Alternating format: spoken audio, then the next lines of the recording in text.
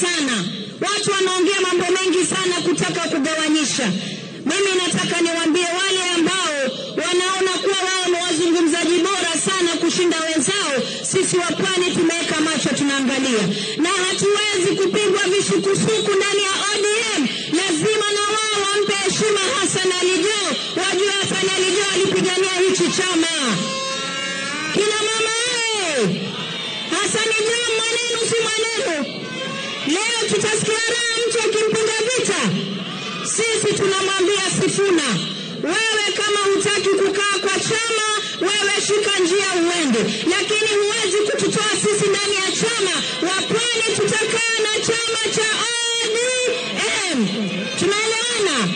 Na mimi nasema niko nyuma Hassan Joho, niko nyuma ndugu yangu Abdulswamad Sharif Nassir, niko nyuma dada yangu Gladys Wanga, na sote tuko ndani ya broad based government nyuma ya William Samoei Ruto. Asante sana. Kwa sababu wengine wetu tumekuzwa kwa hii chama tangu tuanze siasa. Hakuna mahali lingine yote tutaenda. Kwa hivyo tutakitetea chama hichi na tutahakikisha kwamba kimesimama imara. Ya pili ni kutuambia kwamba baba alisema tuende Canaan. Baba hakusema tuende kwa street. Canaan hakuna street. Canaan ni kuwa katika serikali ya nchi hii, si ndio? Sisi kama chama cha ODM sahi tuko katika broad base. Lakini ikifika 2027 hatutaki tena kuwa katika opposition. Kwa hivyo na vile ambavyo tumeonyesha nguvu yetu katika hii celebration ya ODM at 20.